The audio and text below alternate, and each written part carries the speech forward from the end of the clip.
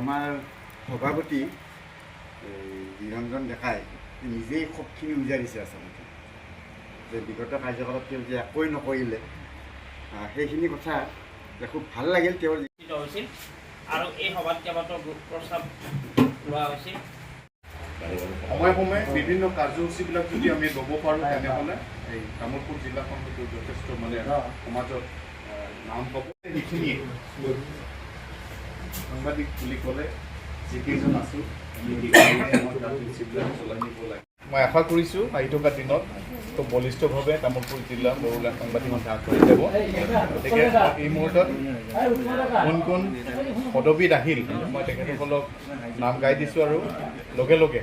চিনাকিটো ল'বৰ কাৰণে মই অনুৰোধ জনাইছোঁ উৎপল ডেকা নতুন মানে সমিতিৰ সভাপতি আগন্তুক 2026-27 আৰু 28 বৰ্ষৰ বাবে নতুন সমিতি হিচাপে মানে তেখেতক সভাপতি হিচাপে পাবলৈ সক্ষম হ'লোঁ গতিকে মই ধন্যবাদ জনাইছোঁ চিনাকি লোৱাৰ বাবে সভাপতিত আমি দুগৰাকী ব্যক্তিক পাবলৈ সক্ষম হৈছোঁ তেখেত হৈছে আমাৰ তামোলপুৰৰ পৰা প্ৰসাদ দাস মই তেখেতক চিনাকি ল'বৰ কাৰণে অনুৰোধ জনাইছোঁ আৰু সুদূৰ গুৰেশ্বৰ অঞ্চলৰ পৰা দীপাংকৰ দাস তেখেতক চিনাকি ল'বৰ কাৰণে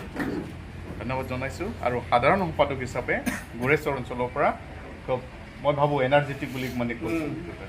গতিকে হৈছে কুলদীপ শৰণীয়া গুৰেশ্বৰ অঞ্চলৰ সহকাৰী সম্পাদক হিচাপে দুগৰাকী পাইছোঁ তেখেতসকল হৈছে আমাৰ গুৰেশ্বৰ অঞ্চলৰ পৰা দেইমালুৰাম বড়ো আৰু এগৰাকী হৈছে নিতুল দাস তামোলপুৰ অঞ্চলৰ পৰা খুব সুন্দৰ সাংগঠনিক সম্পাদক হিচাপে এগৰাকী আমি তামোলপুৰ অঞ্চলৰ পৰা পাইছোঁ বিপ্লৱ চমৰীয়া গুৰেশ্বৰৰ পৰা ন ঠিক আছে বিপ্লৱ চমৰীয়া ধন্যবাদ জনাইছোঁ আৰু নয়নজ্যোতি দাস ধন্যবাদ জনাইছোঁ কোষাধ্যক্ষ যিহেতু পইচা আছেই মানে তেখেত আৰু আজিৰ পৰা মানে কিবা সুমন গড়তৌলা ধন্যবাদ জনাইছোঁ আৰু কাৰ্যালয় সম্পাদক হিচাপে আমাৰ অভিজিত তালুকদাৰ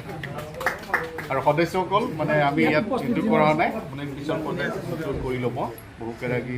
সদস্য যিহেতু আছে সকলোকে ইয়াত অন্তৰ্ভুক্ত কৰি ল'ব আৰু আশা কৰিছোঁ আগন্তুক